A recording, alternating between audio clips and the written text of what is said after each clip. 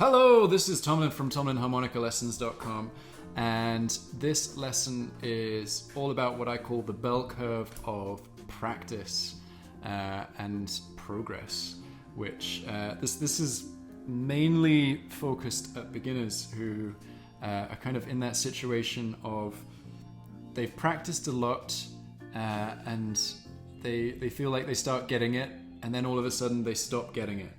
And this is something that my students, when they first start out, say to me a lot. And they're like, oh, it's so weird. Like, I was starting to hit the bends every single time, and then I stopped, and I just couldn't hit them at all. And that's completely normal. This is something that I have recognized time and time again in my students. And this is why I talk about the bell curve of practice and progress. So it's otherwise known as the law of diminishing returns. So if you're not aware of what a bell curve is, basically it's a graph style looking at populations, all very exciting statistical stuff, but basically it looks like a bell curve. So it has a very steep upward trajectory, a nice plateau at the top, and then a very steep fall off at the other end, kind of like this. And your harmonica practice, any instrument practice, but this is harmonica specific, follows this kind of progress graph. And it might be bigger or smaller depending on each individual, but you'll be practicing and practicing, and you'll be seeing the progress, and then you'll hit a plateau. And if you push through that, you're just going to start getting worse again. So what this means, this is on a session basis. And also on an overall basis. What you want to do is you want to try and find the sweet spot so that you practice enough during your daily session that you kind of get towards the top of the bell curve, but not so much that you start making mistakes and you start getting a little bit shaky. So you want to practice for as long as you can maintain your concentration and you can maintain your focus. And if you can only focus for 5 or 10 minutes, that's okay. Just keep doing that, and you'll find that your focus gets stronger and stronger.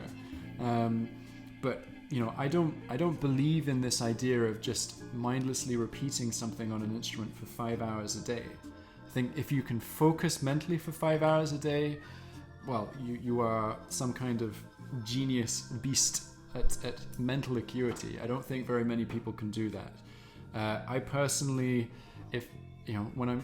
when I practice, I try to practice an hour and a half maximum, because I get really focused, and it's really tiring. If you're really focusing and your mind isn't wandering, it's really tiring. So remember this bell curve and just try and keep an eye on your progress.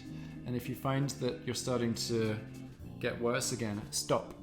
Don't practice the mistakes. Just put it aside for a day, maybe put it aside for a day or two, and then come back to it and build yourself back up, and stop before you start getting worse. And the more you do this, the stronger your foundations will be. And this is a really good way to think of your practice. Thank you very much. Something you can do for me now, I hope that was helpful for you.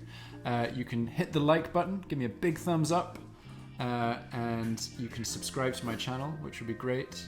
And if you're finding that you really want to get your harmonica playing to the next level, but you're not entirely sure what you should be practicing, why don't you check out my harmonica school?